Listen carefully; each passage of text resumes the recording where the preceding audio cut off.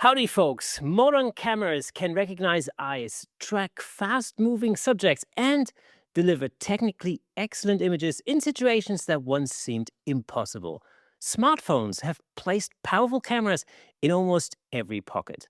But has all this technology actually made photography better, or has it simply made it easier to create more images? Today's guest has spent his career making complicated technology understandable. He's a broadcaster, consumer champion, and self shooting producer, a familiar face on BBC One's Rip Off Britain, and the host of the Photography and Video Show podcast. In this episode, we explore when cameras became computers, how smartphones changed image making, why photographers are becoming hybrid creators, and which technologies genuinely improve the creative process.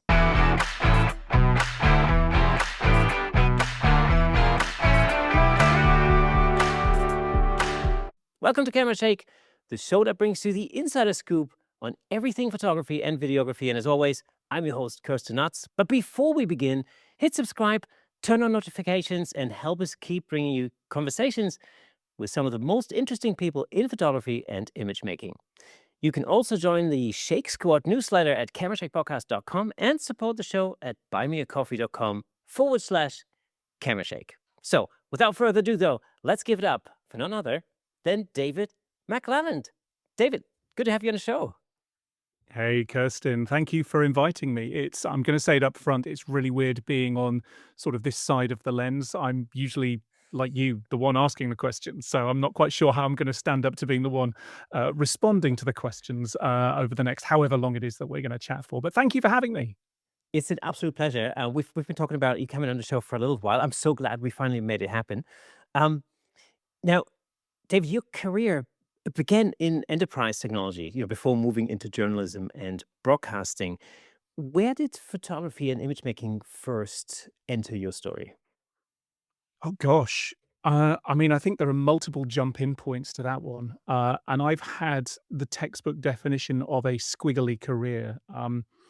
I think when I first wanted a camera, that's certainly a moment that I can pinpoint, and, I've spent a lot of time over the last 2 or 3 years, for various reasons, coming back to points in my childhood, and I remembered I wanted to be a cameraman when I was about 7 or 8 years old, and that was the time of Star Wars figures, these little figurines, and back in the early '80s, it was what all boys played with, and I used to make essentially plays, but really TV dramas, and I would have the camera positions. I'd watch TV. I'd have the camera positions. I had the voiceover script. I had all of the stuff that an imaginative 7 or 8 year old had, apart from a camera, because cameras were expensive. I looked at ways of saving up for the only camera that seemed to be accessible that would do what I wanted it to do, which was a CCTV camera. They were like the digital-ish CCTV Yeah. cameras back then. I thought, if I save £100, which was a lot of money back in those days, then maybe I can afford a security camera. But alas, that didn't happen. So fast forward a little bit, and to round off that, I guess, jaggedy edge, which is David worked in technology for a while, but then has also worked in media for a while. Which of those came first? Really, they both happened at the same time. When I left school, I went to drama school. I studied as an actor, and left with a lot of debt, as one gets whenever one does an arts degree, generally. And my resting work and my work, even while I was studying, was in technology. So my first job out of 3 years as an actor at drama school was to work for IBM. And it was when I was living in Portsmouth in the south of England that I got a job as a sports news reporter on local TV station, and that was when I was in a TV studio, really, for the first time. And those dreams that I had as a 7 or 8 year old of, a multi-camera setup and everything else, I was able to be in front of the camera, and it was very scary. And I'm pleased that this was pre-digital and none of that stuff exists. But that was when I got the bug. And then for the next 10 or so years, it was really a jug, not really a juggle. They really went hand in hand, if I'm honest, of IT contracts. I had a set of skills that were very desirable, useful, working for financial services, media organizations, whatever else, for contracts, 3, 4, 5 months in some random part of the country or some random part of the world. And then I would come back and I would go and do an acting contract. I'll go and direct a Shakespeare or go and do pantomime. Or at my peak, I was working in Canary Wharf for Reuters at the time for 4.5 days a week, and I was doing 8 shows a week in the West End, working on a show there. It was exhausting, but for me, that was really living the dream. At some point, though, I got married, and it's like, we're around about 2008, 2009, 2010, and I'm not spending any time at home with my wife, and we're wanting to start a family. And also, this TV thing, it was still nagging away at me. And in the UK at the time, we had a TV show called The Gadget Show, and the I guess performer, the whatever it was in me, and the person who'd always been passionate about technology wanted to be in the gadget show, wanted to be a presenter on that show. So the next kind of big career move was, and I will get onto cameras again in a moment, I promise. But the next career move was, how can I bring together these two sets of skills that I have? One of them is technology. I've been passionate about it since the 80s, and before we rolled, we spoke about all computers and the stuff that I get kind of fiddling around with now. So technology and also being confident as a communicator. How can I bring those two things together? And that was around about the time that smartphones were becoming a thing. Obviously, the iPhone launched late 2000 and noughts and early 2010s, 2011s. The App Store is a thing. Cameras on smartphones are becoming a thing. So it felt like it was the right time. And there were very few other people who were doing it, who were confident in front of camera, had some authority and credibility talking about technology. And I landed on my feet very early on, getting a job on a show at the BBC, which was obviously fantastic. It was absolutely the dream, and being chucked into this TV studio environment. But really, behind the camera, and this is the kind of dual thing that since then I've had in front of the camera and behind the camera. Um, I had an experience where I went to Bletchley Park for a press event. Now, this is the home, some would say, of computing in the UK. And a fellow journalist, I was writing up a story there. A fellow journalist said, "David, you wouldn't mind just holding my phone? I need to film a piece to camera." Now, bear in mind, this is 2011, maybe. Yeah, I think it was 2011. And no one really thought of smartphones as professional content creation tools. So I held the phone, and she said, "No, no, no, hold it like this." So I'll get my phone out. So she says, "Right, hold it like this and put your arm there and put your other hand here and make it like a proper tripod and hold it landscape," and so on. I'm like, "Oh gosh, okay, well, you're taking this really seriously, given that it's a smartphone." And anyway, she did a piece to camera, had a microphone that plugged into the outside of it, and I sort of forgot about it until she shared a link on Twitter, as it was then, RIP Twitter, a few days later. And I looked at it and I thought, first of all, oh wow, I filmed that. And then I thought, secondly, that's really good. And that came from an iPhone 4 or whatever it was at the time. Wow. And that was a slight penny drop moment for me at that point, because I realized that smartphones could, it's not just about entertainment. It's not just about silly videos and photos and selfies and all the rest of it. These things can be professional content creation tools. And almost unknowingly, I'd been part of creating some professional content, and that inspired me then to pursue a line that took me to working in TV as a shooting producer, and using proper camera. And I've got a dirty, great big. Got an FS7 here, just kicking around as you do. So I still use the big old cameras as well. But yeah, really using whatever content creation tools have been around me to create content for TV, for online, for for journalism, for commercial stuff as well, and really kind of making a nuisance of myself in front of and behind the lens and in front of the microphone for the last however many years, 15 years really since then. It I remember when, smartphones or smartphone footage became more and more prevalent, especially on TV, like on, on the BBC, for example, or ITV News or whatever.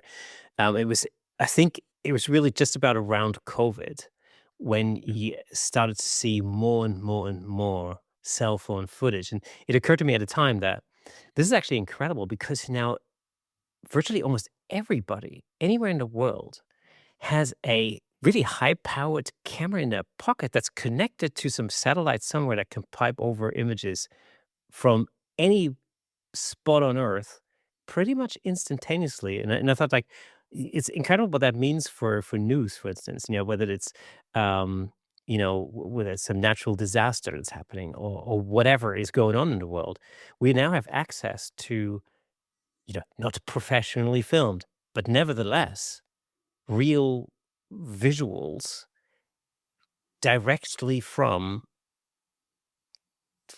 the place where it's happening. I thought Yeah. it was phenomenal. I can take you back even further than that, and following on from this epiphany moment for me, I somehow became part of a community, the Mojo community. Mojo in this context being mobile journalism, and this was a community of people kind of spearheaded by people like Glenn Mulcahy, who was the head of innovation at RTE, the Irish Public Service broadcaster, and Philip Bromwell, who was a journalist at RTE as well. Mark Settle, who works for the BBC still as their smartphone trainer, essentially training everybody in the corporation, whether you are a newsroom journalist or whether you work in legal or in HR. If a news story breaks in front of you, you know how to hold a camera, what camera settings you should use, which 2 or 3 shots to get, zoom with your feet, all of that sort of stuff. Whether it's 3 shot trick, 5 shot trick, whatever. Um, that started, I would say, probably about 2012, 2013. As soon as we started to get HD video, although I think it was only 720p in the first iPhone 4. But that, in terms of moments, I think, yes, COVID was a really big realization for the public. But building up to that, there were a lot of other instances where there was a tension between storytellers, between journalists who are at a breaking news event, have a smartphone that's capable of good enough, and we can discuss what good enough means, quality footage, and a newsroom who was so stuck that it needs to be 50 megabits per second, 422, full HD, all of the broadcast conventions that have stuck around for such a long time. There was real tension between those two. So a whole community built up around journalists, content creators who had access to amazing stories, but in many instances, because of politics, frankly, were not being able to tell them. So everything from the riots, maybe 2011, 2012, there was some riots in the UK. And there was a Sky News journalist, Mark Stone, who was on the streets of Clapham, just outside Clapham Junction train station. And he was filming with his iPhone the looters going into the shops in London and stealing things and essentially vox popping them. But he was doing that on his phone. And that was one of the first times when I think we saw breaking news coverage being broadcast from a smartphone onto rolling news. The Arab Spring, lots of stories, particularly in around oppressed peoples. It's very difficult to get a news camera crew into some difficult locations. But if someone's got a smartphone, they can film it and they can send that up over cellular. And all of a sudden, people's stories can be told. So this Mojo, this mobile journalism movement, it grew and grew. And there are a number of conferences and events that I was very privileged to be part of over in Ireland, predominantly in Dublin, hosted by RTE and Galway, where there was just so much passion about people who wanted to tell their story irrespective of the kit, whether it is a broadcast camera or whether it is a smartphone, and ingenious ways in which people had been able to create shots and interviews. The great thing about filming with a smartphone is that if you are on a news story, you've got someone who has some witness testimony, whatever. If you all of a sudden chuck a great, my FS7 and a light and a microphone and a full crew, that is going to make people feel very nervous and less willing, perhaps less able to show their story. But if you're just holding up a smartphone and you're looking at them face to face, then they're just talking to another human. So the opportunities that you get by being a little bit more creative with the tools you have to tell that story suddenly start to expand. So yeah, that was when I started getting, I guess, really passionate about it. And with my journalist hat on, that's when I also started writing about smartphone creativity. So titles like Tech Radar and oh gosh, wherever CNET, for example, I got into the different smartphones on the Android side and on the iPhone side, the different apps, things like Filmic Pro as it was back in the day there, and all these different apps that would enable you to make movies with your smartphones. So it became not just a professional mobile journalism, professional content creation tool, but also in the as social media was gaining momentum as well, a tool that enabled everybody to tell their story. And so I'm sure there was an inflection point in the mid 20 teens all of a sudden when the broader world caught on to how great these devices were. The conventions started to change. So, hey, jump cuts are okay, vertical videos, okay, all of these things that, again, would just kind of be a bit weird in our minds. And hey, look where we are right now when the vast majority of content that's created in any given day is created on a smartphone. Absolutely. The thing I love about this is that generally when it comes to interhuman connection, familiarity, is that the word? Familiarity is the thing that really breaks down those kind of barriers a lot of the time. And when you this is what I've noticed when I go around and I interview people. If I'm filming with a smartphone, people are familiar with the tool. They themselves own some form of a smartphone. It's not an alien thing like somebody's carrying a massive camera, on their shoulder, and you're looking into this huge lens, and and you're lit by some massive light, which is a completely um, it's such an alien, unusual, experience or situation for most people. This is why I experience when clients come in for headshots, for example. It's about breaking that down and creating a scenario where you know people get familiarized with their surroundings, and the smartphone has that immediately. It's not an alien thing. Familiar. It's also, there's another word I want to throw in there as well, intimidating. It's something that's going to stop me as a contributor saying, feeling whatever. It's going to distract me. So something which is, yeah, less intimidating, more familiar, like you say. Ultimately, as storytellers, whether we're interviewing someone, whether we're a journalist or we're making a documentary, we want people not to feel intimidated, to feel as comfortable in their environment and with the questions, and so that they aren't being distracted. And that's something that I always say because, you know, sometimes you are in an environment where there's an audience or where there's microphones or lights or whatever.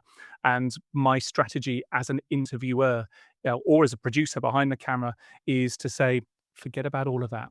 It's just you and me having a chat. So we'll just do our best to zone out all the rest of that stuff. Just keep it locked on me, and we'll have a natter. And generally speaking, that I think it works. This episode is brought to you by Platypod. You know these moments when you really need a tripod, but taking one with you just feels like too much effort? Too big, too heavy, too awkward to carry around? Well, that's exactly why I love Platypod. I use it in my own work because it gives me a really solid, stable platform for my camera in places where a regular tripod simply is not practical. There's the rugged extreme for larger camera setups, the incredibly versatile Delta, the compact traveler for when space is tight, and the handle, which lets you position your camera in all sorts of creative places. And for portrait photographers, Bracket and Bounce is a brilliant portable lighting solution. It helps create flattering directional light without dragging softboxes around, or depending on whatever ceiling happens to be above you. For landscapes, macro, video, wildlife, portraits, or travel photography, Platypod helps you get shots that would otherwise be difficult or even impossible. Head over to platypod.com to take a look. Platypod, where innovation never sleeps. You spent much of your career translating the complicated technology for a mainstream audience. Does explaining technology to photographers require a different approach? Whoa, it's a good one, isn't it? I think where that comes from, and this goes back to working in technology, in enterprise technology. It was I'm that translator, and it was never a position that I intended on being in. But because I understood the tech, the ones and noughts, call it whatever you will. And I had people who were relying on me to explain what that meant, what it does, how does it work. I wasn't something I learnt. It's just a skill, I guess, that I developed, whether that's using metaphor or simile or analogy or whatever else. Oh, it's a bit like this. I had a library of things in my head and an ability to pull something out of the hat that would liken the thing that I'm trying to explain to something that is already relatable to the audience. And I guess as we've moved forward into the stuff that I do now, I still find myself in that halfway house very often because I don't work in the technology industry uh, really at all anymore. But my role is to sit between the audience and the expert. So rather than the chips, the hardware, the software, whatever it is, I'm now speaking with people who aren't always media facing people. They're the experts. They may have developed this thing. They may have had hands on experience with this thing. So I'm trying to understand where they're at. And then at the same time, I'm conscious of where my audience is at, what questions they've got, what their degree of understanding is. And I'm trying to bridge that gap to create a conversation, whether that is a video piece of audio or a written piece of text, trying to create a conversation that enables everybody to understand the thing and to have the questions that they want to have answered. And yeah, specifically as regards technology, I'm fortunate. Well, as regards photography, I try because I have an interest in the tech. You know, whether Sony's releasing I don't know, an FX3, FX30, FX2, FX whatever else, and I know there's all sorts of rumors flying around at the point at which we're recording about what's next from them. Um, I am genuinely interested, which I think counts for a lot, genuinely interested and curious about, oh, okay, so you've got whatever it is, engine in there that's doing the autofocus for all these different types of animals. How does that work? How are you doing that? And I think the more you learn what questions to ask to the product experts. And because I'm generally curious, because I'm generally a bit of a loudmouth, and I probably ask questions first, and maybe questions I shouldn't be asking. I kind of do that bit of hard work, and then I do what I can to try and explain it to whoever the audience is, whether that's at events, in writings, or on podcasts. And you now host the photography and video show podcast, and as part of that, you regularly speak with photographers, filmmakers, and so on. Uh, what has that specifically taught you about the way creative people relate to technology? So I'm going to take you back a little bit, actually. So in the mid 20 teens, when I had really just started working, yeah, I had my little BBC gig. I was kind of finding my feet. I had an agent. I still have the same agent, actually, the lovely Hillary, who was my presenting agent. And she picks up the phone and says, "Oh, David, I've just had somebody from Adobe get in touch." I'm like, "Oh, right.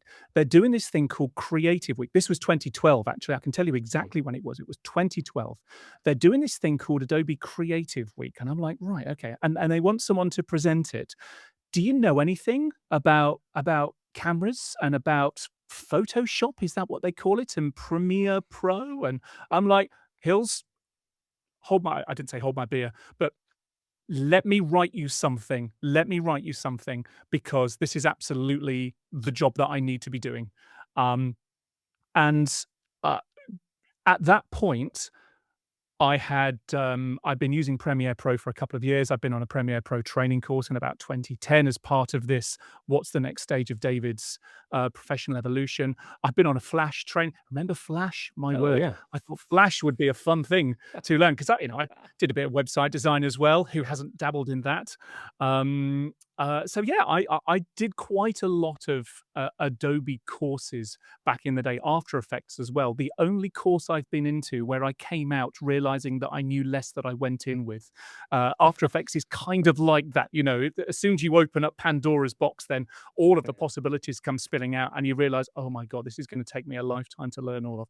Anyway, so I wrote this pitch telling the people who were running Creative Week for Adobe why I was absolutely the right person to be doing this, and I got the job. So it was a week of live broadcasts in London, and some of you will remember that was the time when Creative Cloud started to become a thing. So Creative Week was this, we're launching Creative Cloud, subscription-based model. Many people remember that well, because I've been buying the boxes of Adobe stuff for several £100s up to that point.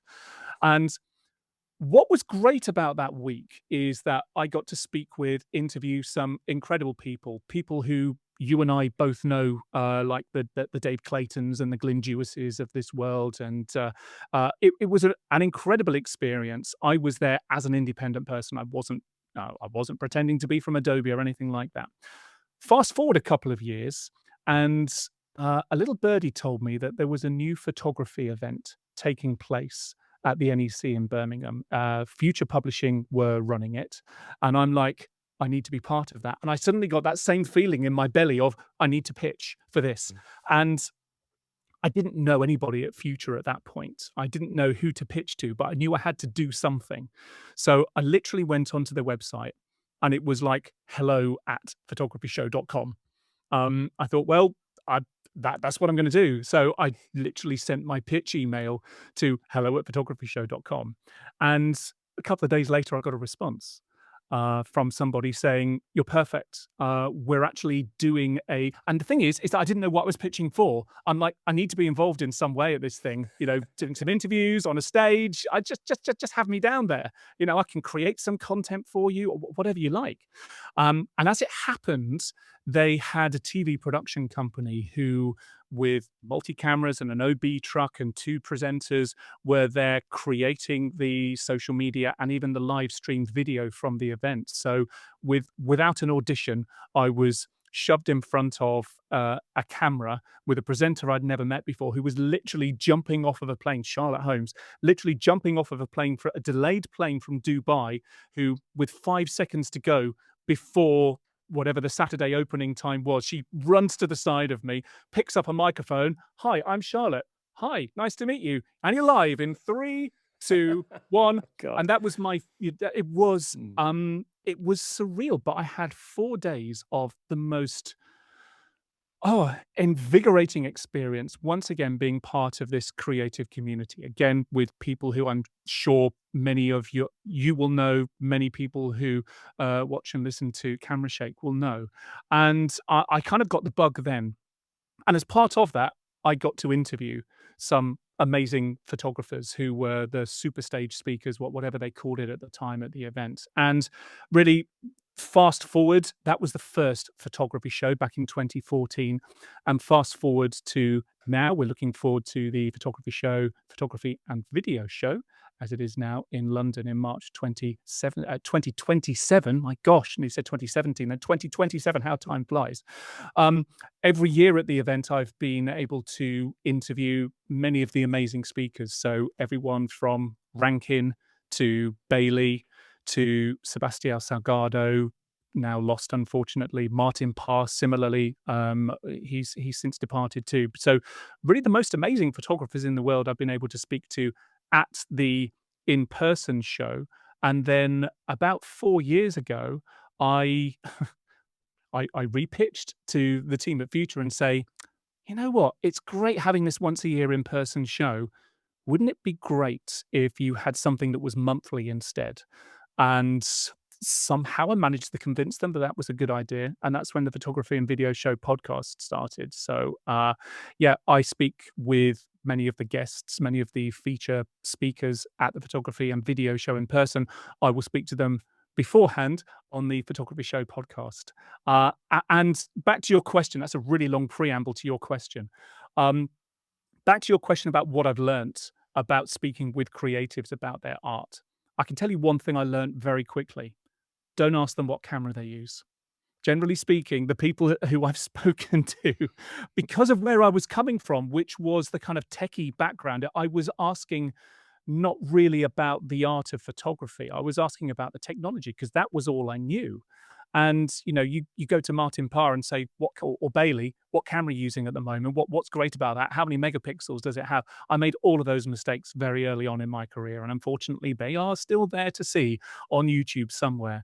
But as my knowledge of working as my knowledge of speaking with artists and their artistry, more and more the camera itself has almost completely disappeared. And in the interviews that I'm still fortunate to have now with amazing photographers and filmmakers, more and more it's about the projects.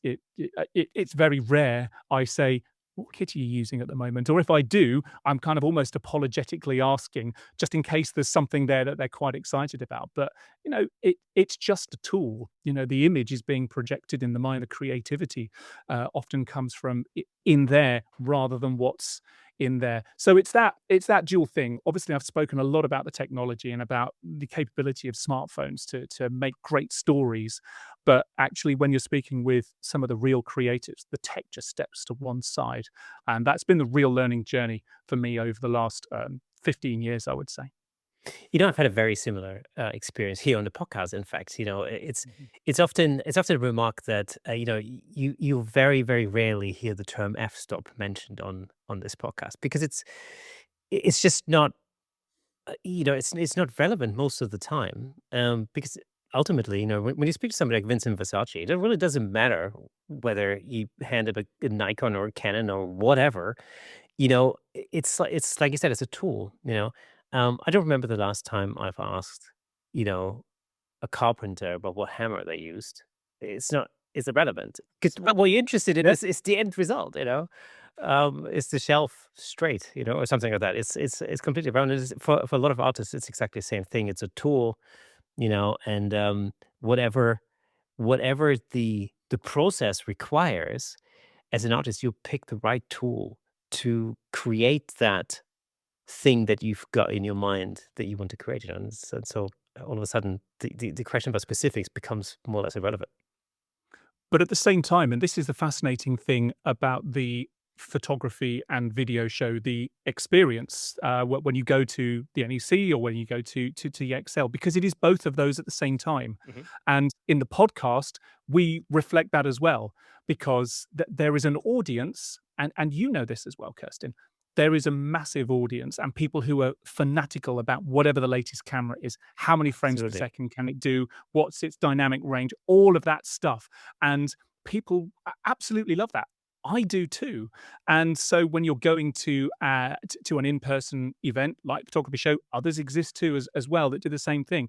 Of course, you're going to have the big brands there, and their Sure. story is balancing out that. Let's talk about the capabilities of the camera, but at the same time, every one of those brands has got a stage with their ambassadors, with their creators, saying, right, and in the hands of somebody with vision, this is what it can create. And that's when that Right. kind of steps away and becomes, in a sense, its own content. So in the podcast, we do the same. The first part of the podcast, I'm chatting with journalists, with James Arteas, for example, from Digital Camera World, who've been hands on with this amazing kit and have a great context as to what it means. And then the second half of the podcast is brilliant. Now let's chat with a filmmaker, photographer, creative about the art of it. So the in-person show and the podcast try to, I guess, if not marry those two together, at least to create a recognition that there is ample interest in both of those spheres.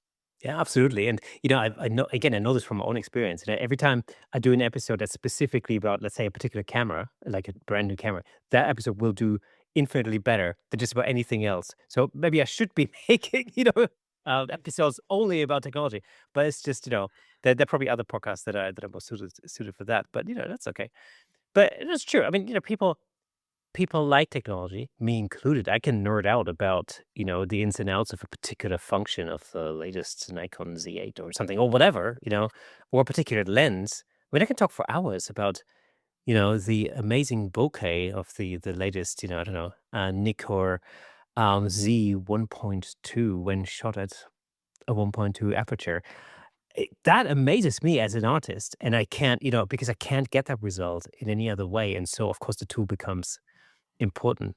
Um, so it's a beautiful because this is the thing about photography, and this is how I always describe it to people.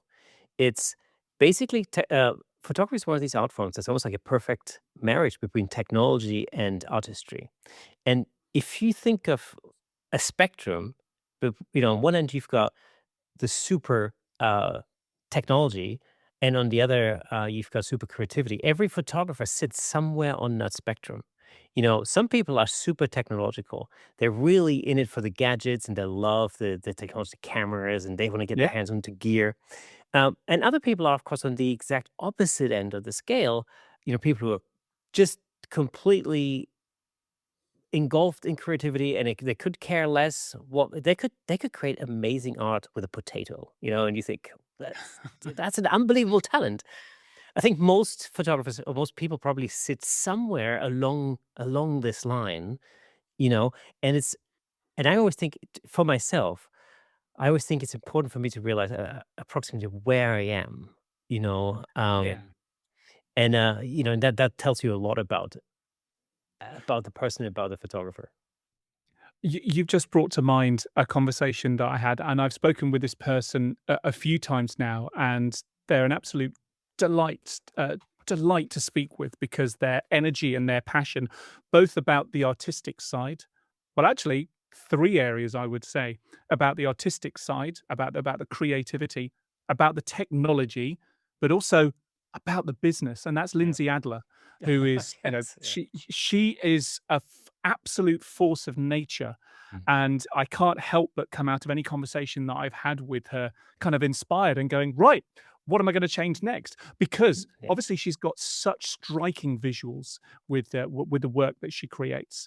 Yet technology, lighting in particular, play, and whether she's got conical lasers or whether she's got a brand new kind of lightsaber device, she gets so excited about about lighting and about the capabilities of new technology because of what it means to her creative work. But then the third pillar there as well, which she speaks about, well, um, I don't know the extent to which she speaks about it. I'm sure she does. But in the conversations that I've had, it's about the business. It's about the goals that she sets. It's about the standards that she sets for herself in terms of going out for new business. Because, show business is two words and they both need to work in tandem. And of course, she's got the show, but she needs to make the business work as well. And she really, really keeps both of those topped up. It's inspirational to hear. So I think that there are some, and maybe it's different types of photography. I don't know if street photographers would have the same kind of discipline for the latest technology and lighting. I'm sure they're more skewed in general in one direction, but certainly for people like Lindsay and what she does, having all three of those is absolutely central to what it is that she does. That's actually one thing that interests me a lot is, which components of technology are most relevant depending on, which exact niche of photography somebody's in. When you talk to somebody whose job it is to literally hang out of a plane photographing other planes, uh, you know, artificial lighting is not so important at that point. There are other things that all of a sudden become really super important in that instance. That's very different from somebody who creates very intricate portraits in a studio, and really knows how to light something, you know, from an inch of their life. I actually had a great experience last year at the photography show, or just in the run up to the photography show. I had an opportunity to go out and shoot with Joel Grimes and Russell Preston Brown, spend a few Mm. days shooting with them. And it was just like, you know, I mean, of course, I'm filming the whole thing and I'm thinking, it's unbelievable to really just to be a fly on the wall, to see how people at that level work, and and the intricacies. Well, on one hand, interesting enough, the intricacies that go into creating the light and communicating with the model, but then also to realize how much flexibility they allow themselves to give. Uh, in creating these shots, and how much play there is. This is the thing, because we often think like, well, somebody like Joel Grimes or Jerry Keown or something. These people must be like super precise with the way they do things and stuff. Yeah. And then you realize that actually no, they give themselves that flexibility to play, and to experiment. And I'm thinking, wow, this is exactly what I love about the creative arts in general. Is that it's just taking that step into the unknown sometimes, and just, with all the knowledge and all the skill and all the experience, you just take that step into the unknown, and you just don't know 100% what the end result is going to be, and you just trust the process, and you just fly, and that's the thing about creativity that's always fascinated me. It's just like improvising a guitar solo, because this can Yeah. go one or two ways. It can go terribly wrong, or it can be amazing. Yeah, and that comes down, you mentioned the word there, trust.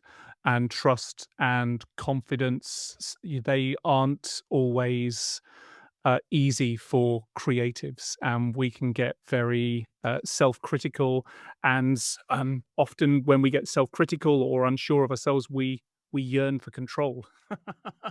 And so, going out and trusting the process, and whether it's an intentional camera movement project, or going out for a day street photo doing some street photography, or just going out into a forest or something, you don't have a great deal of control of that. And if your confidence is already low, if your degree of trusting the process is already low, then there might be some brilliant shots in there that, if you'd have just trusted a little bit more and gone out and got them, then they would be there. But actually, we can be our own worst enemy in those cases, which is why, like you said, going out with Joel Grimes and so on, and just seeing how they work, all of a sudden it's like, oh, actually, that's how they do it. I'm kind of already doing that, but not trusting that that will work for me. But why wouldn't it? It's great to go out on those photo walks, see other professionals at work, and it just helps you develop your own sense of, that's okay. I can do that too.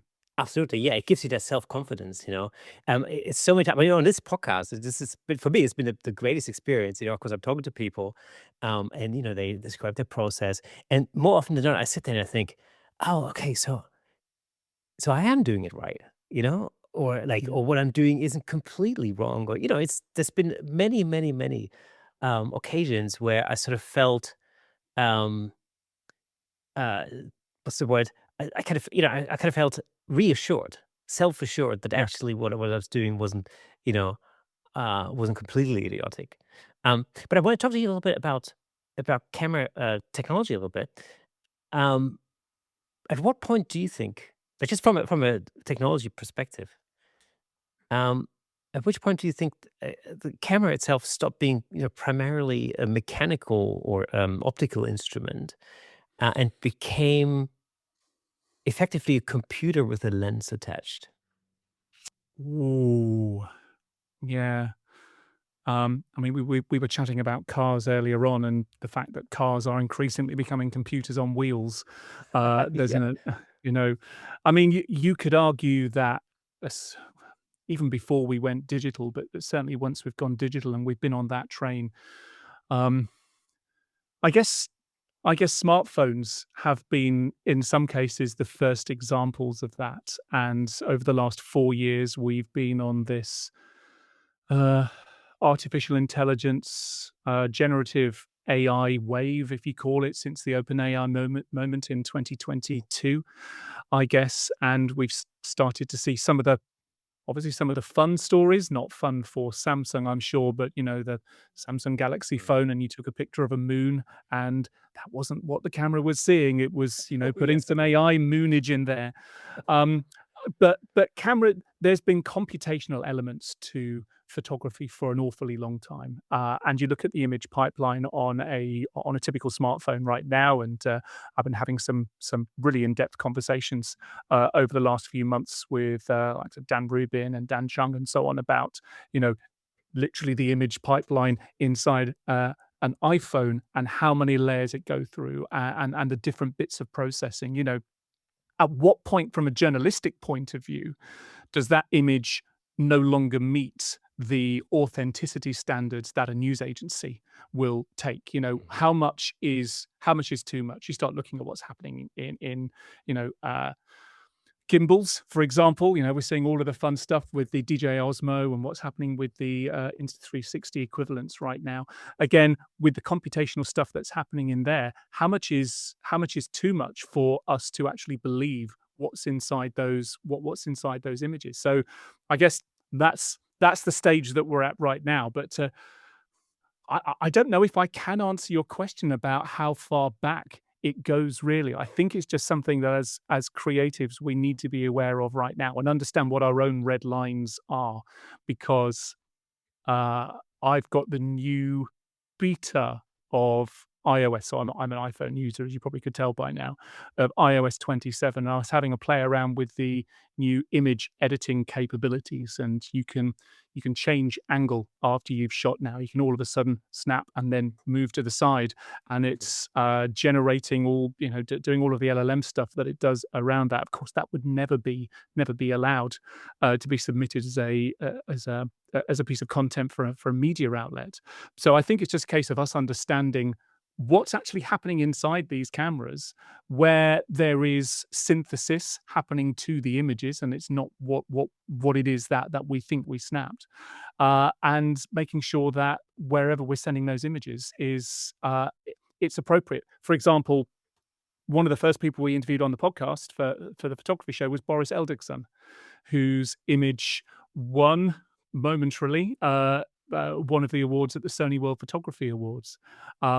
Of course, that was an AI generated image, and this was back in what, 2023 or so. So these conversations were very new, but people like Boris, and I really enjoyed chatting with Boris, and I've enjoyed his work. He's pushing buttons. He's trying to find out where the boundaries are with AI, with images. What even is an image? He talks about it being promptography, not photography, for example. So I appreciate people asking these questions. For me, though, I think the more interesting space, artistically as a whole, comes with the constraints. And whether it is imaging, whether it's literature, actually, if you have constraints, that's the thing that forces creativity. Whether you are Shakespeare or Moliere having to write to certain standards of blank verse and rhyming alternate couplets of masculine and feminine endings in Alexandrian verse, and still needing to write something that's funny within that. Great. Same with photography. Um, one of the projects that I'm probably proudest of was, David, can you take amazing photography with a mid-range Android smartphone? And myself and Gordon Lang and Dave Stevenson did a project for a few years now, How to Mobile Photo. They were by far from the most capable smartphones. They were very mid-range, 150 pound Android smartphones. But how can you use what they are, not what they're not, in order to get some incredible images? So there was no computational stuff going on in there. There was very, very little in the way of zoom lens. There was, here's a droplet of water on a front-facing camera, and you can wave a flower right in front of it, and you've just made a macro lens, and you get the most incredible images. So it was about being creative with what constraints you have. And I think, although I don't call myself a photographer, the work that me and David and Gordon created while we were working on that project together, in particular over the pandemic as it happened, is some of the stuff that, with massive constraints, I'm actually proudest of. And you get rid of those constraints and you end up back with a blank sheet of paper and you don't quite know where to take it. So yeah, as much as I'm excited about the capabilities of technology and what it enables next, actually constraints, I think, as a creator, are sometimes more gives us something more to work with. It's an interesting concept, constraints, because of course, we've it's a discipline I think that as photographers, we've utilized a lot, especially when it comes to learning, because it's exactly when you operate within the limitations of constraints that you have to use your problem solving brain and you have to come up with solutions, and that's what pushes you to be more creative, quite literally. What I find really interesting are sort of trend based, self-imposed limitations. For example, one of the things I've mentioned a number of times on the podcast now, very recently, is this trend, especially amongst younger kids. I'm talking about 14, 15 plus. Um, My kids' sort of ages, yeah. yeah, of getting back into point and shoot cameras, which I find super interesting. my daughter recently had her 15th birthday, and she wanted a point and shoot camera. Like, and my first reaction was like, why? Like, why? Why would you want that? Because her iPhone is a thousand times more capable. But it was interesting having a conversation with her and just hearing her and her friends view on wanting something that's in her language, that quote, that's more analog, like it's still digital cameras, not analog at all. But something very specific that does one job rather than 100 jobs, and something that's a lot more stripped back and in effect a lot more limited. And it was just interesting to see that there actually is a trend. And then of course her and I went to Paris for as part of a birthday thing. And I remember walking up to Montmartre and I turned around as all of these like 20, I mean, yeah, 15 to 20 something year olds. And I turned around and like virtually every other person held a point and shoot. And like, this really is a thing. It's unbelievable. It was my daughter's 16th birthday earlier this year, and we held it wasn't a party, Kirsten, it was a gather, it was a function. Oh, that's So right. we were kind of setting up that there was no fun that was going to be taking place there. Yeah. And she had, I think, 16 of her friends over. Now, it was actually a gift that I got from my parents about 20 years ago, a Polaroid instant camera. Okay. And we have that camera now, and um, there were no film cartridges, so I went on the internet and I hunted down some Polaroid 500, whatever they were, cartridges. So expensive, my word, so expensive to get Unbelievable. those Yeah. now. But I thought, well, no, I'm in for a penny, in for a pound. So I think I spent about 60 or 70 pounds on film, because this evening of her birthday was something that I wanted her to enjoy, but also all of her friends to be able to take home a picture, one of these instant Polaroid pictures. And she absolutely loved it. Absolutely loved it. And, obviously, she's been used to taking pictures with an iPhone, and with a digital camera for years. Snap, snap, snap, snap, snap, snap, burst, burst, burst, burst, burst. I'm like, no, no, no, no, no, no. That is not how this is going to work. Otherwise, that 60 pounds is going to disappear in about 3 minutes flat. So Yeah. let's not do that. You've got one image with each of your friends who come through that door. And she's like, oh, gosh, wow. And that put her into the intentional frame of mind. Mm. So that was lovely. That was lovely. After the birthday party, uh, we got some more film. So now what we do, and this is led by the kids really, is every time we have a house guest, and we've got some friends coming over this weekend actually, we take a photo of them that we keep this time, but the kids take it. And it's of the house guest doing a job around the house. One of them's got a feather duster, other one's put some shopping away in the fridge or something. So that there is a fun action there, but those pictures are on public display on our fireplace in our living room.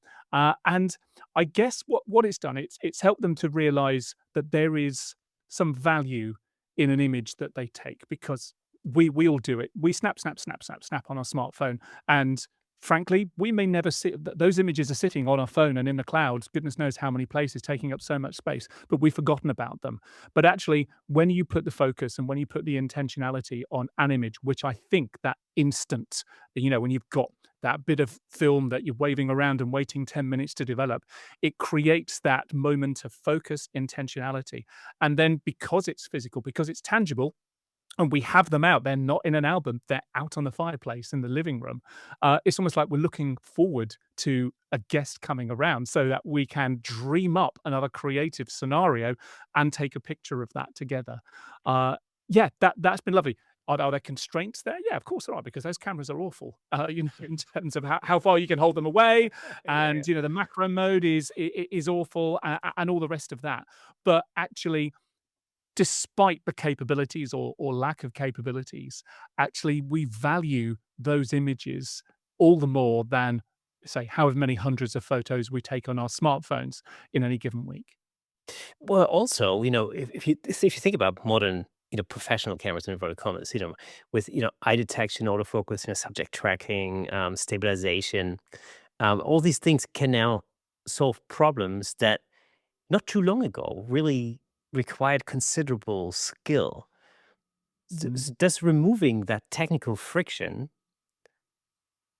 within an Instax camera, for example, or Polaroids, other brands are available. Not a Kodak anymore, unfortunately. Um, can that, just removing that sort of technical friction, does that make photographers more creative, perhaps? I don't know. I don't know. It makes it more accessible. And so it means that more people are able to have a camera in their hand and tell their story. But then you and I know the first time that we get a new camera in our hands and it happens to be on auto mode, what's the first thing we do? We take it out of auto mode and we'll put it in, shutter priority or manual or whatever. So actually, I think for those of us who want to have that creative control and have been used to working. I mean, here's the other thing. Maybe it's a generational thing. And for those of us who've had cameras in our hands for 20, 25, 30 years or whatever, are used to working in a certain way, creativity to us and using a camera to us means one thing. But for the next generation of image makers, it's going to be an entirely different thing. Does that mean that they're less creative? Does that mean that they're less technically accomplished? I don't know. You could say that for people who are editing video, something that you and I both do a lot of, I'm sure, the fact that we don't have a reel of tape and a splicer and 2 or 3 Betamax machines either side of us, does Yeah. that mean that we're less creative now, less technically adept? No, we're able to be creative in the ways that maybe have more immediate impact on the output. So I think I think it's going to be fascinating over the next 10 years or so as the Yeah. next generation of creators work goes mainstream, to see how that changes and how that differs from the work that we considered mainstream when we were 10, 15, 20 years ago. I would even say that, it allows us to be more creative, using technologies like Final Cut or, um, or DaVinci, things like that, to be able to do things that would have been virtually almost impossible to do using, actual film negative at a time. Um, which is sort of evident when I think you watch some creators on like, Instagram or TikTok or even YouTube, and you think, wow, it's what they're doing is absolutely incredible, with VFX and you think about when I first started, I remember as a kid having my first camcorder and filming things and then trying to just simply edit. I had to basically plug my camcorder into the VCR and I would press play on the camcorder and record on the Yep. VCR at the same time and then press pause, and then fast forward to the next bit that I wanted to cut into. And that's how I cut stuff originally. You know what I mean? Yeah. Now, now I could do things on my phone that would have been unthinkable back in like 1985 or something, whatever I was pretending to be Steven Spielberg or the next Steven Spielberg. You know, I was trying to make like I remember, I was trying to make sci-fi movies because I was when I first saw The Return of the Jedi, that was it. Like that was it. I was going to go into filmmaking and making models and like you know uh, to me special effects were super interesting at the time. Making I guess it was all about creating the illusion of something being real that's not actually real. I think that was to me, that was the Mm. driver, and being able to tell a story over time was always the interesting thing, which is why I never understand. I will never understand when I stand in front of a crowd of people at a camera club and I talk to them about whatever aspect of photography it is. Um, and everybody's sitting in front of me with these extremely capable machines that are effectively, that are video cameras that are so much better than anything that I could have ever dreamed of when I was a kid. And none of them are interested in video. And you just go, I don't understand. Because to Mhm. me, naturally, the leap from stills photography to video is not a big one. It's simply we're using very similar, if not the same principles, but we're just telling a story over time rather than in one's frame. Um, So to me, it doesn't make much of a difference, but it seems to be a huge barrier for many stills photographers to even even consider video as a form of expression, which I find strange. Yeah. I think I don't know if you were how active you were at the moment and how much you remember it, but my mind comes back to the moment, and I remember it fairly clearly because I was just starting to enter into this world then. The Mm. moment when I think a lot of that began to change, and it was with the Canon 5D Mark II. When that Yes. camera came along, the late 2000s to 2000 and noughts, however you wanna call it, all of a sudden, and that's not to say it was the first camera that, e enabled you to shoot decent video, but Mm. whether it was a Canon marketing campaign or whatever else, all of a sudden it was like, "Oh my god, this is here's a camera that is affordable, that actually enables stills people to shoot amazing video as well." And it became a go-to camera for indie filmmakers. And those indie filmmakers then went on to become main filmmakers. You know, there was all the stories around at the time of of the 5D being used as a B cam on TV dramas and so on. Of course, every other camera in the world suddenly wanted to jump onto the bandwagon too. So that was a real moment, I think, when many photographers suddenly realized that they had a very capable filmmaking tool. And that's when some photographers were able to start offering videography using the same camera, Mm. using the same set of lenses that they had, albeit they had to faff around for sound a little bit and have those, you know, AGC defeating devices plugged onto the bottom and all the rest of that. But I think that was a moment. Many people did realize what being a hybrid photographer, videographer was at the time. I think a lot of journalists as well, and pre-mobile journalism, there was the video journalist move as well, where journalists who were going out to a story could also shoot video, not necessarily needing a dedicated videographer to come along with them.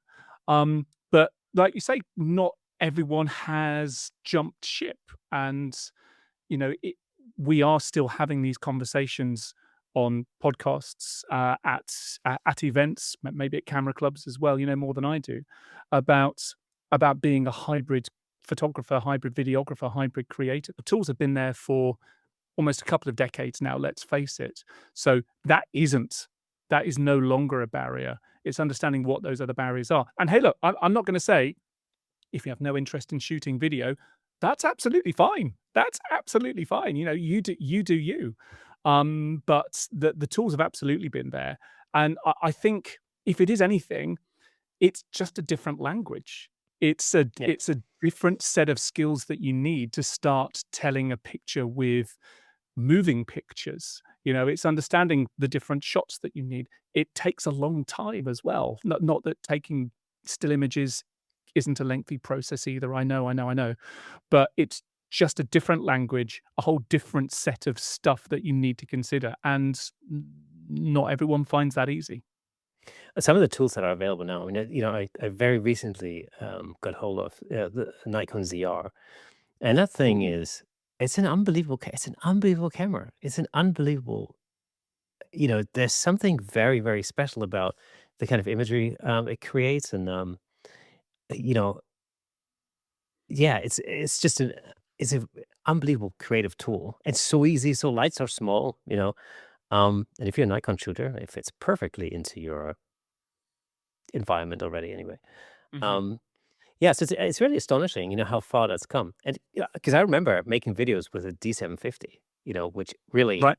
I mean, they say it could do video. Well, I mean, there wasn't. I mean, it couldn't do much, but Do you know what one of my first jobs as a videographer was for Nikon, and it was at Photokina 2012. hmm I was working with a production company, and we were working on behalf of a PR agency. I can't remember exactly what the chain of command was. I'd only been shooting with Canons up until that point. I'd been on a training course to use Canon XF305, sort of daytime TV camcorder thing, and I've been shooting with a 5D Mark II. And my own, I had at that point a 550D, which was a APS-C baby 5D. Still had a 3.5 mil microphone input though, so actually a really really good camera for those who couldn't afford a 5D Mark II. So I'd always been shooting Canon, and then I'm off to Cologne, I guess it was, for Photokina, and all of a sudden it's like, right, here's a what was it? D800 maybe? Maybe it was a D800. And I'm like, right, okay, it sort of feels the same. And then, right, pick your lenses, and this big flight case popped on the table, and there's like every piece of Nikkor glass that you could imagine on there. And I'd never really used a Nikon camera before at that point, but I could appreciate how absolutely beautiful the lenses were on those machines. So, yeah, loaded it up. We were shooting some social stuff around the booth, and also with the creators on the stage as well, and the ambassadors on the stage. And yeah, I must admit, I was still moving the zoom dial the wrong way round. I never could mentally adjust to everything being the opposite direction Yeah. on the Nikons.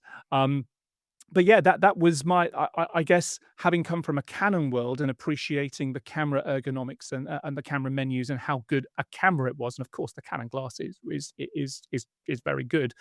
But actually moving to the Nikon, where I don't know if the codecs, I don't know if the kind of camera was as ergonomic to use and as easy to use in, post processing and stuff. But just appreciating that glass, that's the thing that I still remember. It was absolutely beautiful.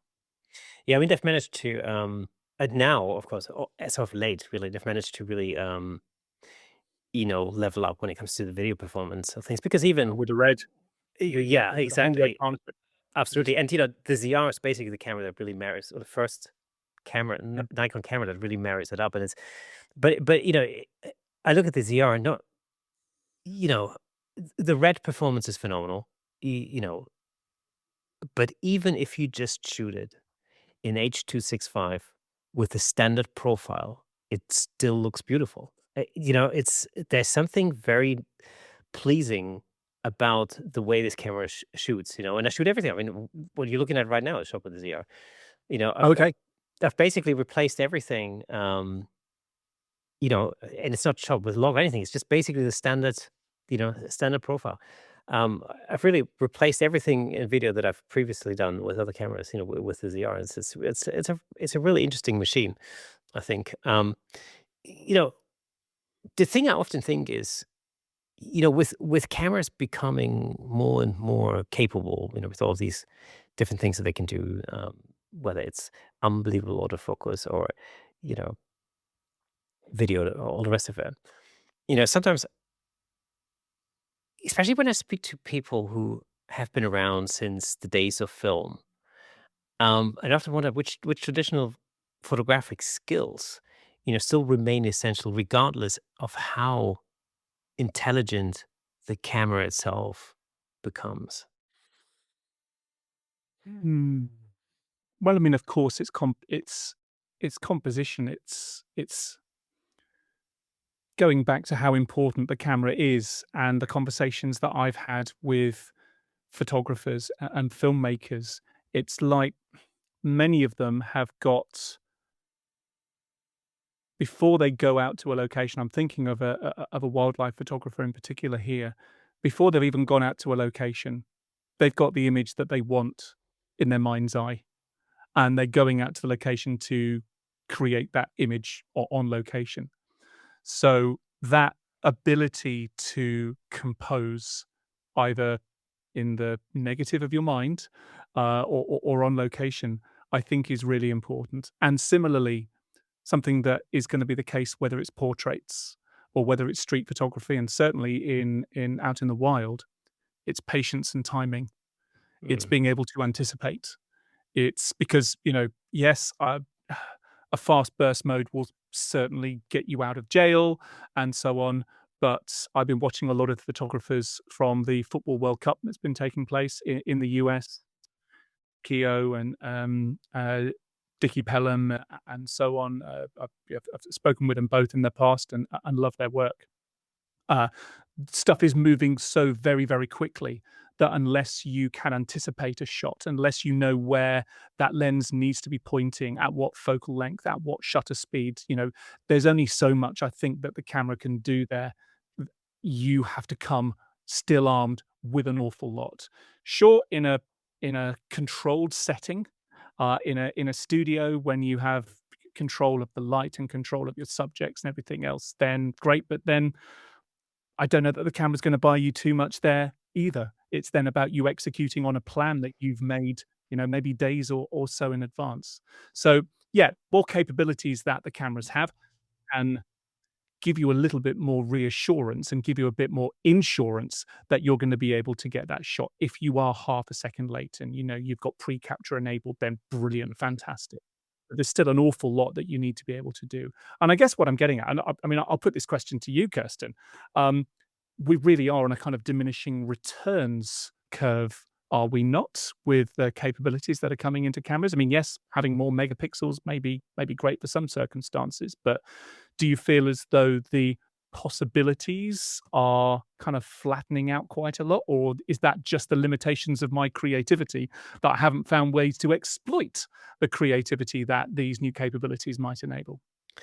So, it's an interesting thing because, especially when you look at video in particular, which is, obviously, it's the overriding form of media on social media, in general.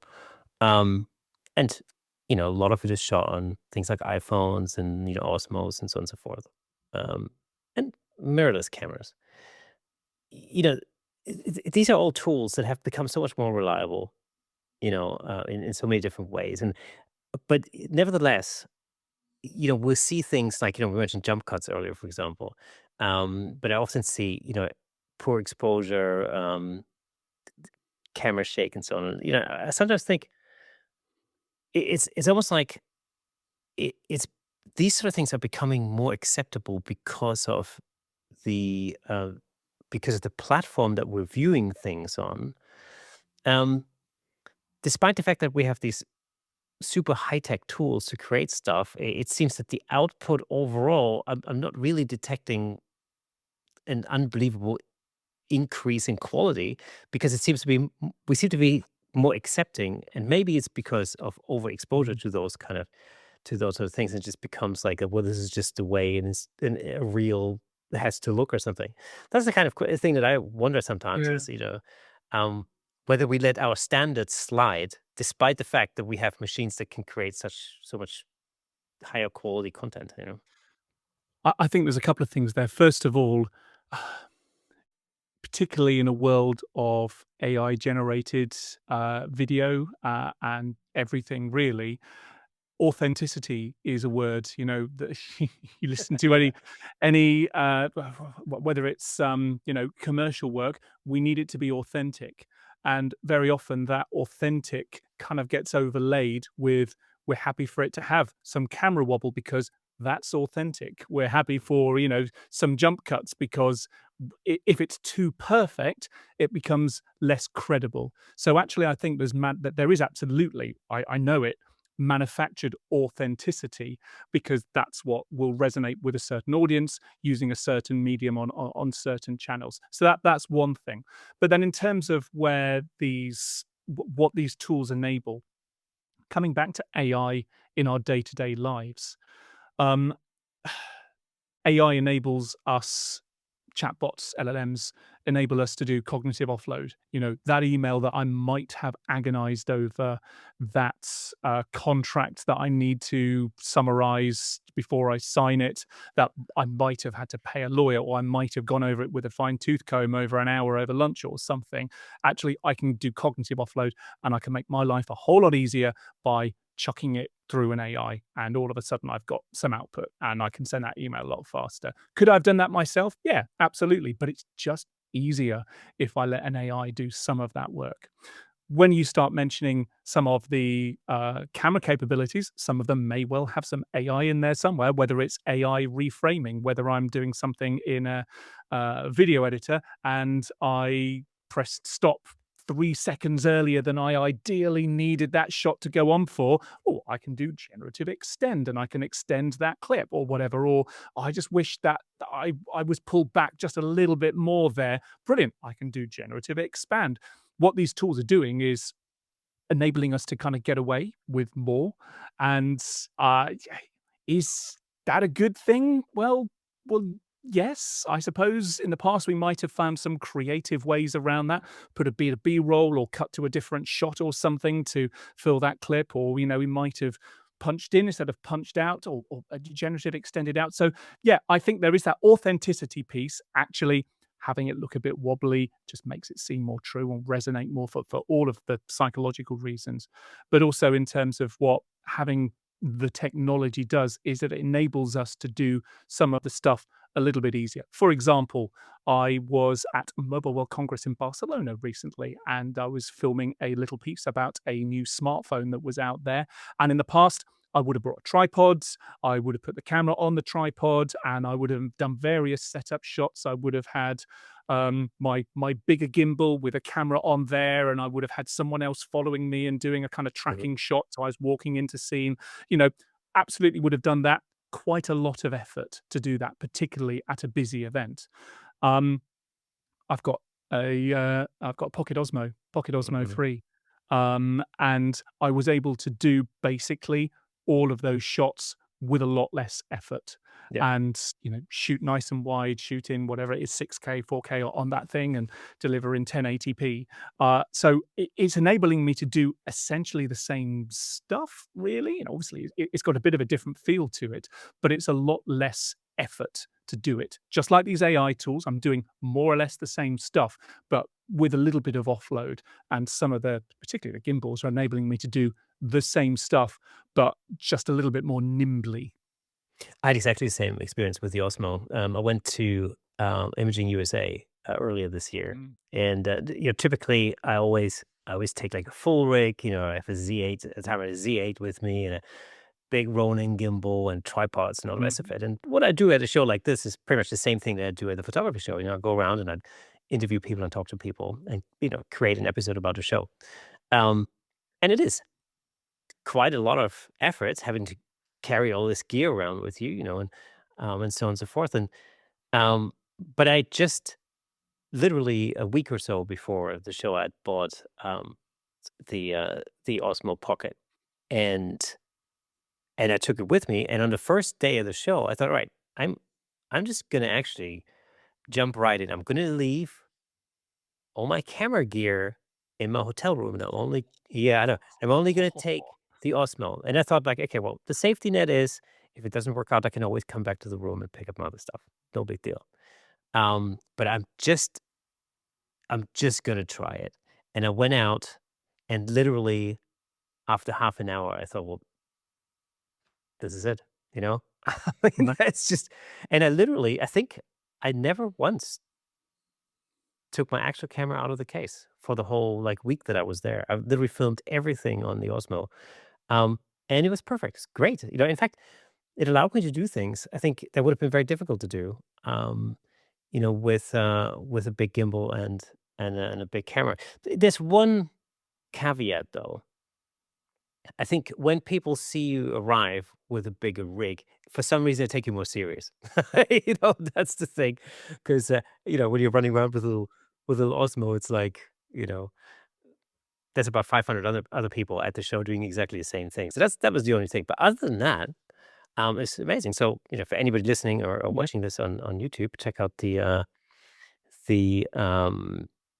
Imaging USA episode from earlier this year on YouTube. You'll see everything being shot with an Osmo, just if you're interested. But yeah.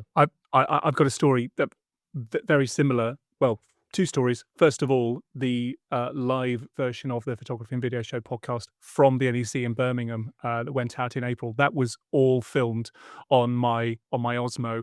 The audio for that largely wasn't actually. Still got my Zoom H6 audio recorder with, because there's so much ambient sound there. To be Yeah. fair, and as much as the little DJI clip mics do an okay job, I wanted to have more control. So Mhm. sound is something which I am very protective and very precious over. So I won't trust those. There just isn't the equivalent Yeah. agility, I think, yet. Um, so yeah, that was my one of my first goes at making a kind of vlog style podcast episode. Kind of a little bit difficult to format it, but I think on the whole it worked very well. But going back in time, that thing that you mentioned of people taking you seriously, one of my very first jobs as a creator, I want to take you back to 2011. I think it was 2011 or 2012, and I really just started creating content on the smartphone with this whole mobile journalism thing. And I got a job at Goodwood. So some people, particularly those in motorsport, will know things like Goodwood Revival, Goodwood Festival of Speed, and Glorious Goodwood. These events that take place in this fantastic grounds country estate in the south of England, where it's the revival in particular is a celebration of vintage from early 20th century onwards. And I was invited to create some content for the, I mean, it was kind of influencer stuff, I guess, that we didn't really know it, for this new social media channel that they had. Twitter was still very new. I don't think Instagram, I don't think they were posting things on Instagram, so it was YouTube. And I said, well, look, I've got an iPhone 3GS or an iPhone 4, whatever it was I had at the time.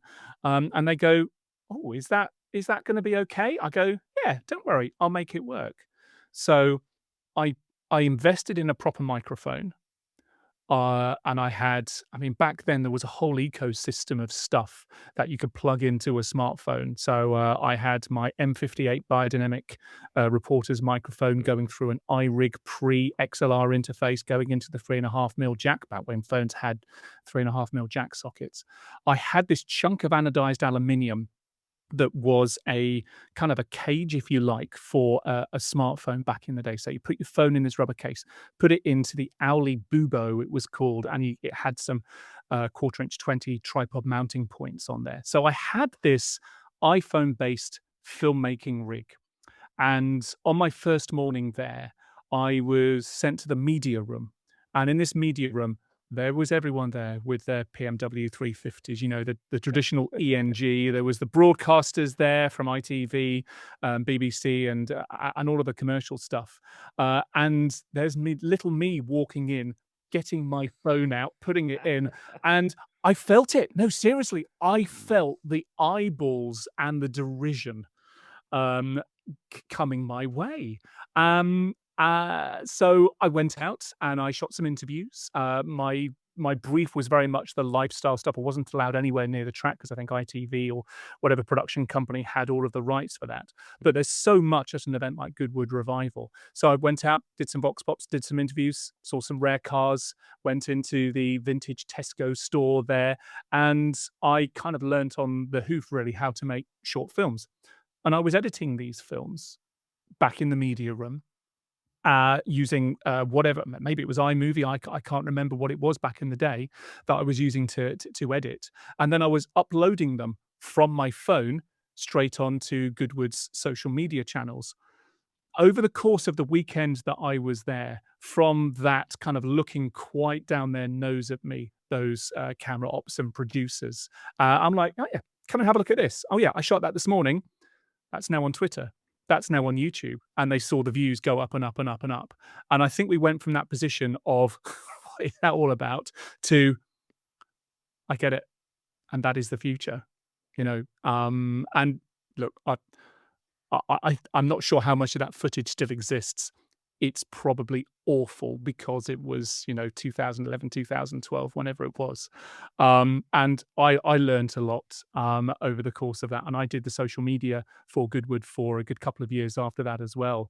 But yeah, before very long, it was less of the big cameras and it was let's stick a GoPro onto the outside of the cars. And now it's, obviously, where the world has gone. Mm. It's all people making stuff on their mobiles. So yeah, that's Yeah, that's the journey I think that we're all going to go on. absolutely. It's interesting actually, especially when it comes to smartphones in general. Um, the thing I wonder often is like, why did the smartphone or the iPhone or Android or whatever become the world's everyday camera, while traditional camera companies or the traditional camera industry really struggle to create an equally simple, connected experience. They tried. They really tried. I had one of the first sort of smartphones, one of the first color first color camera smartphones. Not saying it was the first, but I think it was 2001 or 2002. I was a big Nokia fanboy back in the day, and I've Mm. still got it actually. It's in a drawer behind Oh, me. cool. I think it was the 76 fit. I'm gonna get it. Oh, Please, yeah. please hold. I've got it. Hands up Cool. if you remember this. Oh, I do remember it. Yes. Yeah. Yeah. So Awesome. this was and still is. It was a VGA camera phone. So what's that? 640 by 480, I Mhm. think. Um, I've still got the image. I've still got the images from this. And I remember the year that I got this because I was on tour for a good chunk of it with a theatre show back in my acting days. So I was documenting every theatre that we went to around UK and Ireland as it Mhm. was. And, such strong memories, such poor picture quality. So companies like Nokia, I mean, I remember back at the day, maybe you do as well. It's like, what's the point of having a camera in a phone? This was around about the time that I think 3G may have launched shortly after this. This predates Mhm. 3G networks. But one of the promises of 3G networks was video calling. Again, the networks just weren't up to it at all at the time. But it took a long time, I think, for people to really cotton on to the actual merit of having a camera in a phone. Fast forward a little bit, and I think the camera brands then started to try and play catch up. And then Samsung was one of the brands, and I'm afraid I can't remember the names of their cameras, but they really tried to mix together. Samsung, obviously, reasonable heritage in smartphones. At the time, they were very active in consumer camera kit as well. So there were a few models of camera that were literally the front of it was a good, reasonable quality compact camera, and the back of it was a touchscreen Android smartphone with 3G connectivity. And I remember getting really excited about those. But they didn't catch on either. And there were, I mean, Sony tried to do some things as Mhm. well. But I think it was only those brands that really had a strong heritage in the smartphone space, which obviously Sony did too, as well as in the compact camera line, that really had the muscle to bring the two together. I can't remember if Nikon or Canon, maybe Panasonic, I don't know, but they never really came to it from the other angle. And well, as we know, it was these things that have sort of ended up winning or sort of ended up taking up a lot of market share with the general consumer. And, well, we know the position the camera market's in now and the different peaks and troughs and the fact that, it whether it's retro revival or compact camera revival, which is whichever trend we're on right now, it has been a challenge. It's certainly eaten into the market, and who knows whether the Canons and Nikons of this world really saw that coming and really anticipated what would follow.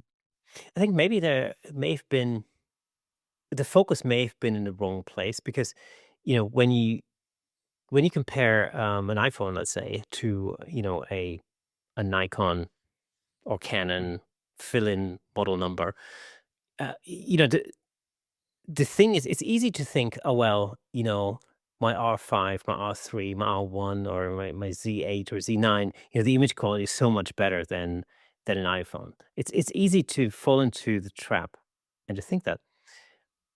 But I think what camera manufacturers may have overlooked is the fact that when you take images on your iPhone, it's not just the image taking, it's the image processing, the video editing, the image editing, the ability to immediately upload from that device to the target platform, potentially to the average everyday user. That workflow, I think, is more important than absolute image quality. And I think that's just because I can't do that with my Nikon Z8. Like I can't directly post an image from my camera to Facebook. It's just not happening. Yeah. Well, I'm I'm showing my age. What I was saying, Facebook, Instagram, whatever it may be, Yeah, yeah, But yeah, yeah. it's interesting. I just can't do that. I have to first of all connect it to my phone, and it's a faff. And I don't know what The Nikon are doing with the Nikon camera app on the phone. Come on, people, if you're listening, it's gotta be a better way. I I don't know that any of them are great, to No, be honest with exactly. you. I mean, I my camera in front of me right now, I've switched systems a few times, but this is a Sony FX30, and trust me, it would be a lot more convenient if I could just swipe, open an app on my phone, and remote without having to jump up, walk around, press record if I'm recording in camera as well as down the line like I am with you. But it just seems to be much more of a faff to do that than it is to get up, walk around to the other side of the lighting, and the set and press the button. I don't know. I could be wrong. At least I haven't experienced a single camera manufacturer's app experience that has been satisfying and makes me want to go and use it. But ultimately, using a camera app, editing in, yes, Instagram or any of the other apps, it's a joy. Whatever dopamine they manage to install into those apps, it certainly works. And I think that may be a bit more investment by. Again, I can't speak for Nikon because that's not a system I've extensively used, but certainly the other camera manufacturers, please do a bit more. Give me a desktop app as well. I know I can use my smartphone on my desktop because I'm a Mac and there's all of that sort of stuff. Mm. Actually, that's not a bad idea. I don't know why I hadn't thought of that. Maybe that is a way around this. So I do have a little bit more camera control from my Mac rather than getting my smartphone, having my kind of extended smartphone up on my desktop. I'll think about that. Thank you for the thought. See, I think that what camera manufacturers should be doing is they should basically redesign the back element of the camera so that you can just literally plug in your iPhone. So so essentially you have, the autofocus and the optics or whatever of your Nikon, Canon, Fuji, whatever camera, but the brains of it is your smartphone. So which means that the minute you take the image, at least, in a fully editable JPEG version is immediately on your phone. And you could, yeah, it's not beyond the realm of the possible. That's kind of, yeah, I don't know. I mean, it's just Yeah. it's interesting to me that there's such a massive divide between what camera manufacturers are doing, and and on the other hand, what smartphone manufacturers are doing in terms of photography. Maybe it's a commercial decision, Yep. maybe, I guess, yeah, it's dangerous territory for the camera manufacturers who are already fearful of, every autumn when a new bunch of smartphones come out with, longer focal lengths, with more AI imaging capabilities, with, maybe, although we've seen them already, variable apertures coming into smartphones. That is rumored for what's happening with Apple in its not next lot of iPhones. We've already seen in Android phones, of course. Um, you know, maybe it's just stepping into dangerous territory where the camera brands to do that, so they focus in other areas instead. I mean, you mentioned the Nikon ZR there, which I've used that a bit, and fantastic camera. The screen on the back of that is it steps ahead of almost Yeah. anything else, really. You wouldn't think that it's too far out of the realms of possibility to develop a little bit the user interface on that screen and actually bring some of that tangible image editing that we enjoy so much when using a smartphone or other touchscreen devices, actually to bring an element of that into the ZR and its successors. ZR, what a fantastic first step Oh, into the yeah. that joint partnership. I can't wait to see how that develops, I have to say. But I guess at the end of the day, though, you've got Nikon and you've got Red, neither of which have got experience in this area of True. consumer smartphones. It's like they would need a partner to come on board, or just hire some very, very smart people in order to really make that experience stick, because they know if they get it wrong, and if the ZR2, for example, whatever that is, has got a touch screen with editing, and it sucks, then it impacts not just that camera, it impacts the credibility of the brand. So it's a big risk to make a big statement like that, perhaps. Now, many photographers nowadays are, expected to create not only stills, but also video, vertical content, behind the scenes clips, social media assets, and all the rest of it. Has the job of being a photographer fundamentally changed? And does every working photographer now need at least a, a basic understanding of video? Do you think? Um, I mean, I am I caveat what I say with I'm not a working photographer in the sense that many of the other guests that you would have on the show might be, but I think certainly the way that camera capabilities have evolved. I was talking earlier on, I suppose, about whether the capabilities are plateauing in what they enable. I think one way in which the capabilities that the cameras have certainly is enabling the hybrid shooter is things like open gates. It's being able to reframe, it's being able to shoot something that works as a vertical video and as a horizontal video. Yes, there are workflow implications for that and whatever, but actually, I think that some of the newer cameras are certainly playing into the hybrid shooters' hands in that it is enabling them to create with a single shot something that will work for the different formats, whether it is a still, whether it's a horizontal, whether it's a vertical video, without having to reshoot. Because certainly in the past, and I do know this from experience, having to have, for example, a 4K cat, or having to have a HD shooting camera mounted at 90 degrees in order to deliver something in 1080p in vertical video, it's a nightmare. It's very, very difficult. So being able to shoot something being able to shoot something that caters for all of the different formats in one go, I think is very, very useful. But then as a creator, you also need to think about framing. You also need to be able to think, okay, well, I can't use the normal rule of thirds in a 16:9 frame with looking space and all the rest of that if this is also going to be chopped up for vertical video as well. So maybe I need to think about my framing differently. How have the conventions of talking heads changed? If you're shooting a documentary style talking head, traditionally it's looking across the frame, looking space on the third, whatever. But actually, these days we're seeing a lot more rule breaking. I think I watched a sports documentary on Netflix recently where you had the contributor on the third line on a 16:9 frame, but the looking distance was on the short side. So they were basically Oh. looking, there was a massive load of negative space behind them, and that felt uncomfortable.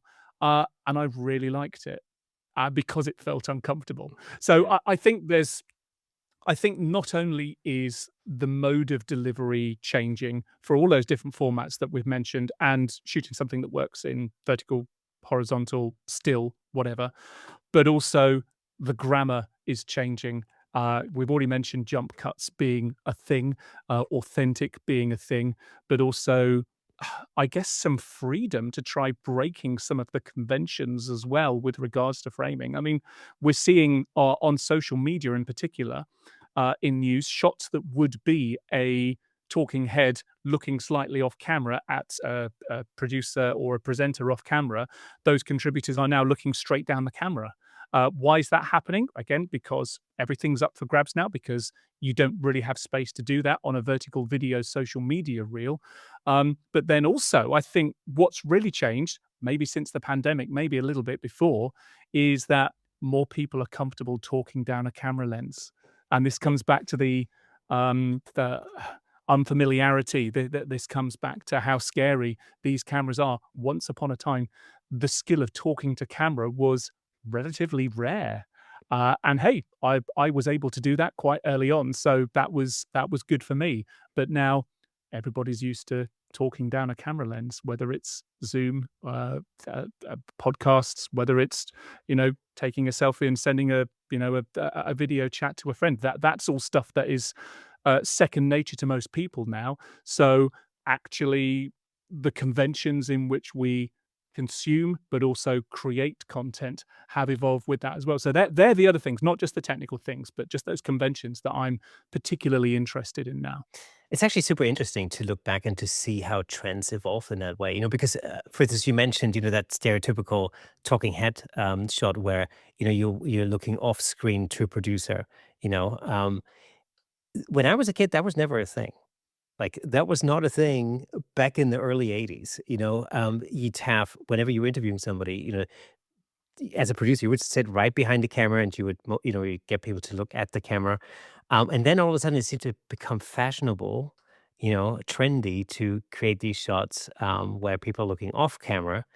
And you're right. And then all of a sudden it became trendy to place people on the third, but looking out of the frame on the short side Mhm.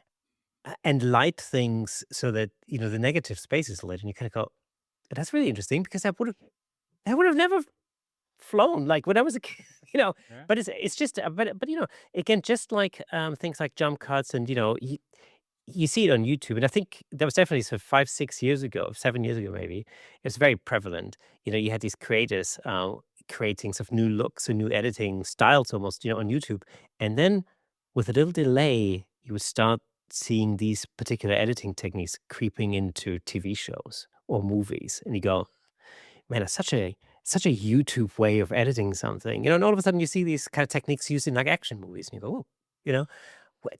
It, Yeah. I mean, but it's interesting to see that. I actually find that very satisfying, from a creative Yeah. perspective. Um, Yeah. I'm not at I all mentioned opposed to it. the I mentioned the 5D Mark II and the kind of mini revolution, well, big revolution you would Mm, say that enabled. The trope, trope, call it what you will, that came in shortly after that, everything had to be a shallow depth of field shot. If you can shoot at mhm, 1.8, then do shoot at 1.8, yeah. even though it kind of gets in the way sometimes of the storytelling. And if you've got a slider and you can have a slow pull focus on a slider, that was what indie filmmakers were doing. That's what I was doing back in those days as well. And yeah, you started to see that move onto TV. Same as editing techniques. You mentioned there things like the light leaks transition. Goodness knows they became very popular, and then you start to see them everywhere on broadcast Yeah. TV as well. So there is this kind of filtering down. Those who are able to be more agile and to try stuff out. Obviously, the home for that is on social media, is on platforms like YouTube. Although you called up, you tell me, you called up Facebook. Oh gosh, how old am I? Talking about Facebook, I wonder how long it's going to be before YouTube, if it hasn't already, starts to get the same sort of baggage being dragged with it. Is YouTube an aging platform? Are creators that's not where they're sending stuff first now, is it? That it's absolutely going out on shorter form first platforms. As much as YouTube with shorts and everything else is trying to change that perception, it's TikTok and it's Instagram at the moment. And I wonder whether that's going to change now that, for instance, we have the social media age limits coming into law in the UK. I wonder whether some of those things are going to change in the way that certain platforms um, are going to be utilized, and whether there's going to be new platforms. I mean, this is the interesting thing about social media in many ways is that it seems to be an ever changing. I think there's a few interesting stops on that journey. Do you remember Vine, the Oh, social network Vine, yes, which was like 6-second videos? I think yeah, it yeah. was something like that. And then Twitter ended up buying Vine, and Mhm. then it kind of disappeared. And something else that I think it is another couple of these startups that were darlings of South by Southwest and then almost disappeared as quickly as they appeared. There were two apps. One was called Meerkat and one was called Periscope. Oh, And they Periscope. were almost Mhm. exactly. They were like the original live stream from your smartphone, what's happening right now where you are. And I think this must have been 2014, 2015, and they were great fun, and again, that was when I was going through my Mojo phase, and journalists were using tools like those, again, to be able to have a platform from which to broadcast. So, uh, we spoke a lot again, this is where the tech clashes with, well, not clashes, but the tech becomes complementary, to the story. It's like, okay, so you are a journalist at a scene of a news story. How do you use a tool like Periscope to live broadcast? Are you pointing it at yourself? Are you turning the camera around? What are you doing for sound? So again, we were creating these little live streaming broadcast rigs, where kind of a bit Heath Robinson, to be honest with you, but to enable you as a journalist or as a content creator to be able to do the best job as that you could there. Again, that all Meerkat disappeared, Periscope got bought by Twitter again, I think, and eventually disappeared. And then Facebook had Facebook Live, and you can go live on pretty much every other platform now, Instagram as well. And it becomes a little bit less of a special thing once it gets folded into those other platforms, unfortunately. And so I think because of that kind of homogenation, I suppose, of the social media platforms, they're all following one another. TikTok does what TikTok does very well. So, of course, Meta wants its platforms to be able to copy that. The disappearing stories thing, well, Snapchat had that, although that's not what the kids use it for these days. It's much more of a teen messaging app now, I think. So it's a shame that everyone now copies one another, I think. I kind of liked having different platforms for different things. Oh, well. Absolutely. I still miss Twitter. Yeah. David, before we close out, we always finish with a 6-question quick fire round. Are you ready? Okay. Let's cool. Here we go. Question number 1: smartphone or mirrorless camera? It's going to have to be smartphone for me. Okay. Stills or video? Videos where I have lived most of my life, so video. Optical viewfinder or electronic viewfinder? It's a tough choice, but I like to see what I can actually see. This device doesn't exist.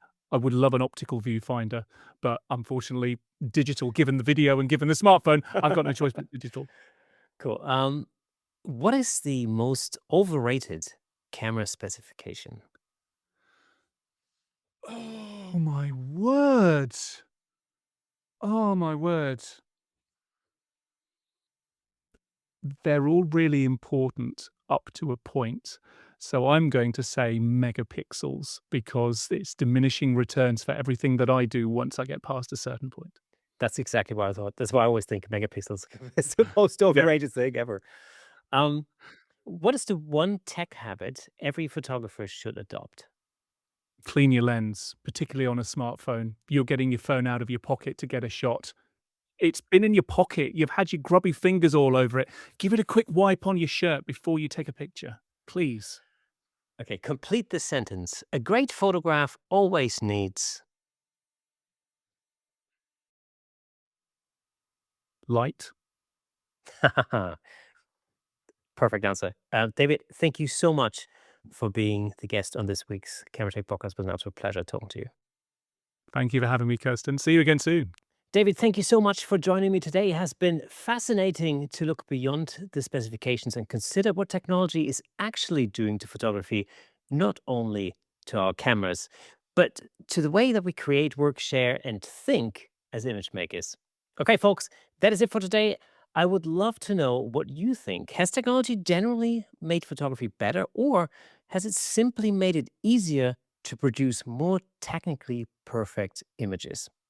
Let us know in the comments below. And if you enjoyed this episode, please subscribe to the Camera Shake podcast, wherever you listen to your podcast, or whether you watch it on YouTube. But you can, of course, support the show at buymeacoffee.com/camerashake and join the Shake Squad newsletter at camerashakepodcast.com. The full video version of this episode is available on YouTube. Just search for Camera Shake Podcast. You should know this by now because I harp on about it all the time. And while you're there, drop us a comment, hit the like button, ring the notification bell, and share the episode with another photographer who might enjoy it too. New episode drops every Thursday, and until then, keep creating, keep experimenting, and keep shaking things up in the world of photography. I'm Kersten Luts, this is Camera Shake, and I will see you next Thursday.